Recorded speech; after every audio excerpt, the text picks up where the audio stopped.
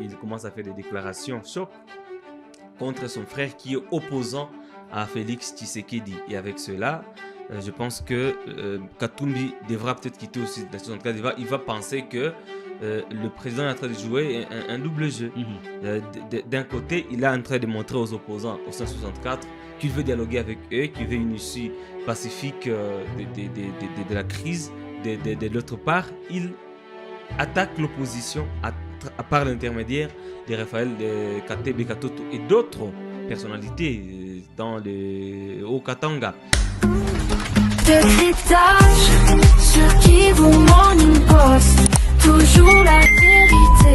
Les mouvements Sauvons la République démocratique du Congo a annoncé soutenir les dialogues inclusifs pour résoudre la crise en République démocratique du Congo.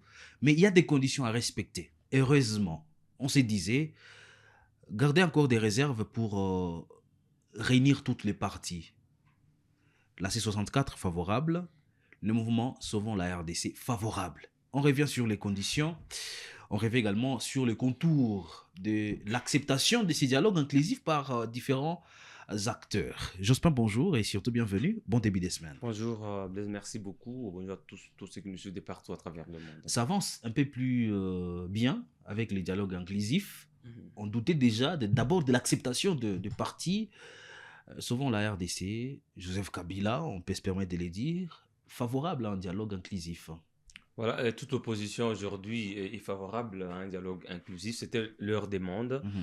Quand les prêtres et les pasteurs et CC5 avaient lancé le pacte social avec la tournée dans la sous-région, les opposants étaient les premiers à accepter la main des églises. Et aujourd'hui, ça serait paradoxal pour l'opposition de ne pas accepter une telle initiative, sachant que le pays est en train de vivre l'une des plus grandes crises de son histoire. Crise sécuritaire, crise politique, crise socio-économique, c'est-à-dire que tous les opposants veulent qu'il y ait des solutions, que les Congolais se retrouvent autour d'une même table. Mais la tenue de ce dialogue devient de plus en plus hypothétique. On ne sait pas s'il aura bel et bien lieu et on ne sait pas si cette opposition qui a accepté l'initiative va accepter le format ou va accepter que cela prenne autant de temps que ça prend déjà. On va poser en dernier la question de savoir est-ce que vraiment ça nous amène vers ces dialogues inclusifs. Mais on revient sur quand même les conditions posées par le parti, plutôt le mouvement Sauvons la RDC. Il s'agit tout simplement d'un dialogue au-delà du cadre institutionnel voulu par l'Union sacrée, parce qu'eux disaient il faut respecter les institutions. Il ne faut pas avoir Félix Tshisekedi comme médiateur face à ces dialogues. Voilà, normalement, le président ne peut pas être médiateur parce que lui-même, il est partie prenante à la crise. Et si on parle d'une opposition aujourd'hui, c'est parce qu'il y a des gens qui sont opposés au régime de Félix Tshisekedi, des gens qui sont opposés, qui se sont opposés au gouvernement, la manière dont le pays est géré. Ils ont des charges qu'ils reprochent au régime actuel. Ils pensent que le président fait partie du problème qui connaît le pays aujourd'hui. Donc, c'est normal qu'ils puissent penser que ce dialogue ne doit pas être mené de main de maître par le président lui-même parce qu'il faut des médiateurs qui sont neutres, qui vont départager les deux parties, qui vont les amener à trouver un terrain d'attente pour que la crise soit décrispée. Mais parmi les revendications du mouvement Sauvons la RDC, je trouve au moins 6 des 7 légitimes.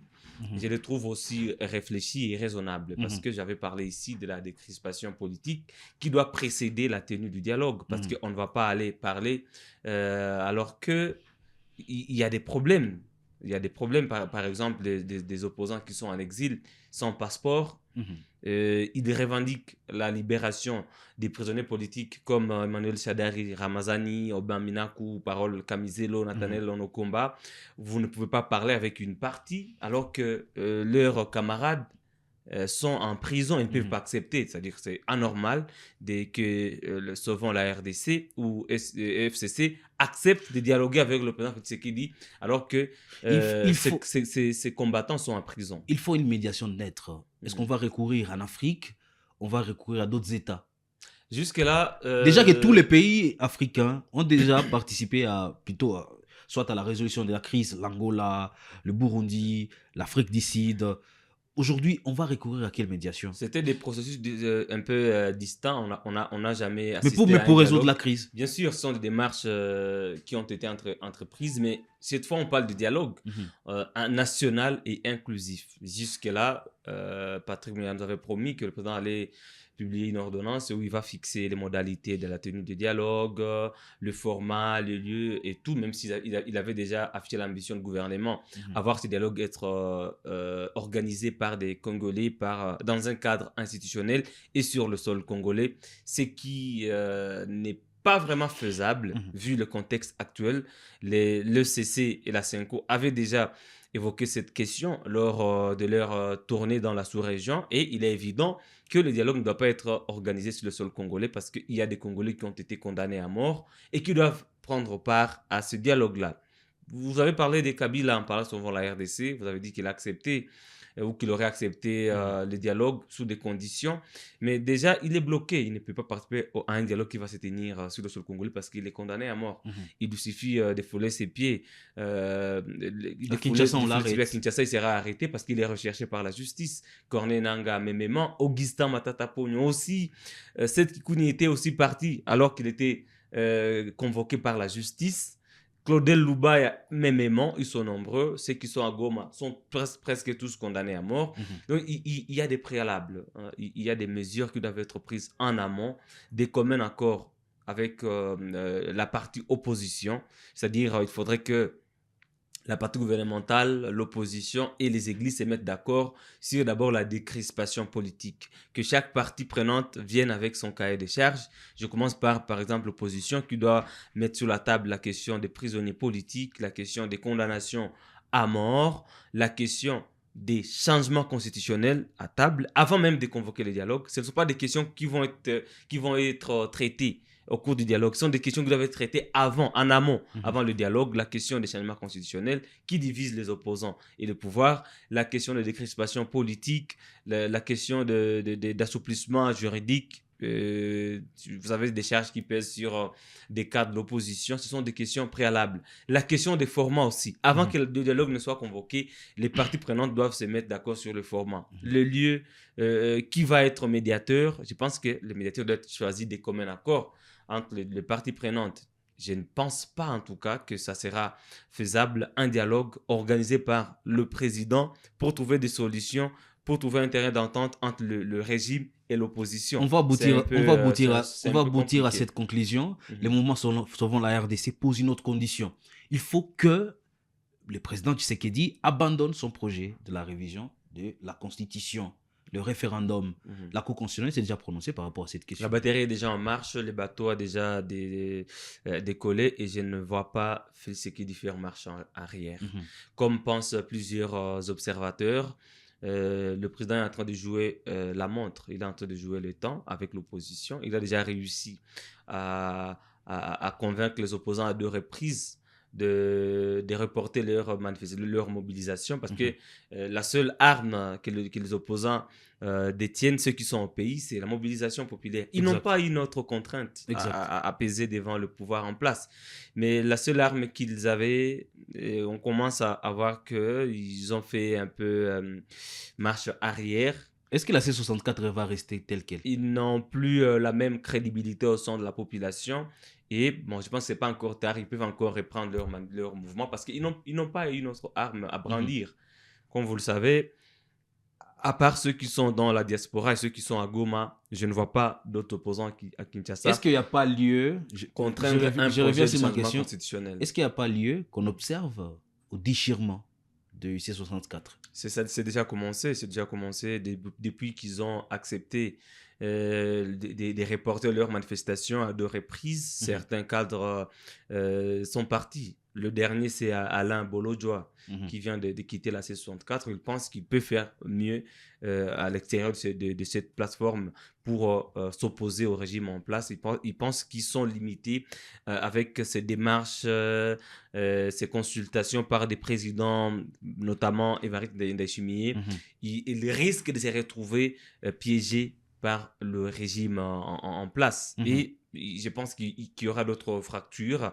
Moïse Katumbi aussi risque de quitter le navire parce que le président est en train d'utiliser son frère, son demi-frère, Katebe Katoto, qui mène des consultations pendant ces temps Dans les grands, dans les à grands Katanga. Lubumbashi, dans les grands Katanga. Mhm. Il veut recueillir les recommandations de population, mais il est là, il est mandaté par le président de la République.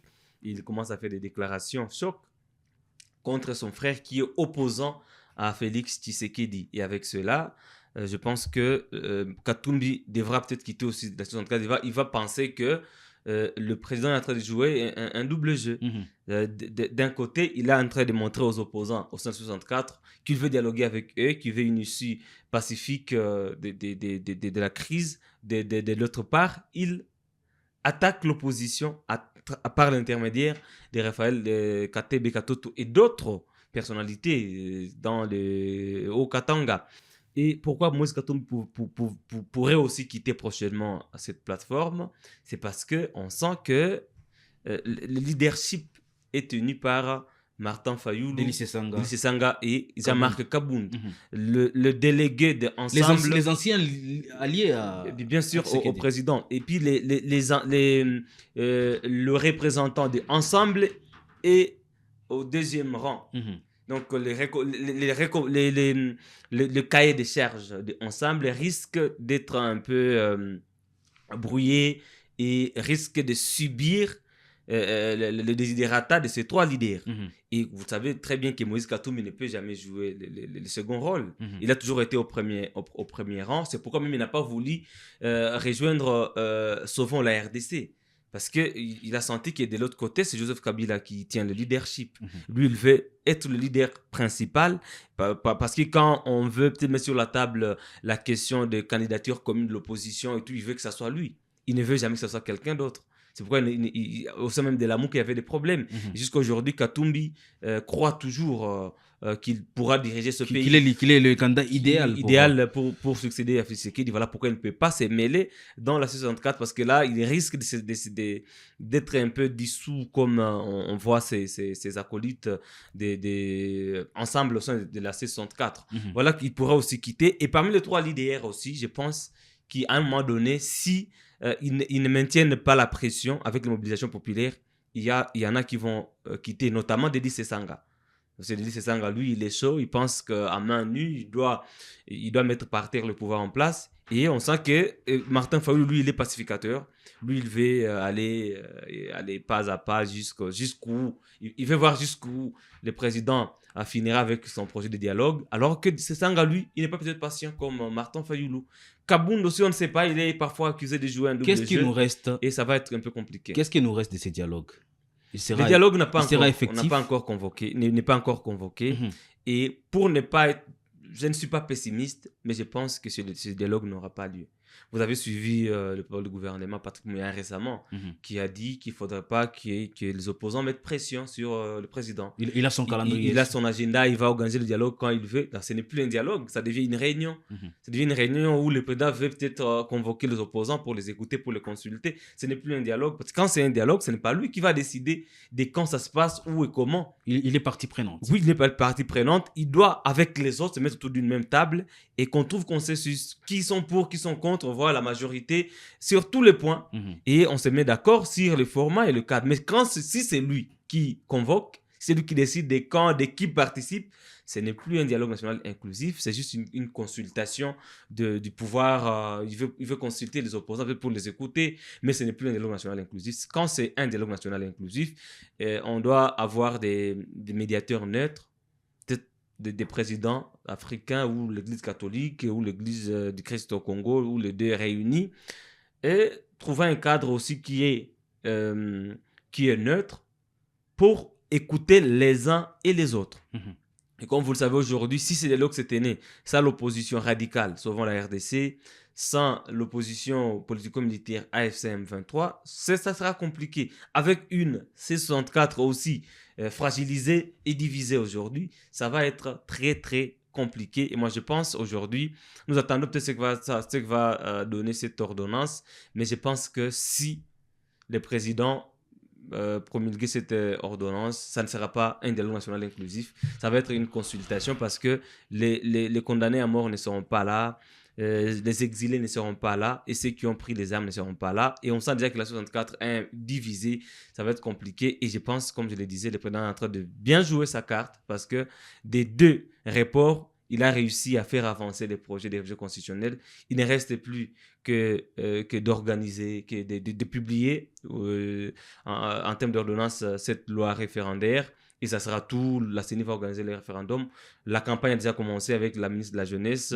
Oui, je le veux et tout. Vous savez que le projet avance et le président n'est pas prêt à reculer. Donc, il va avancer, n'en déplaise aux opposants qui ont déjà fait marche arrière.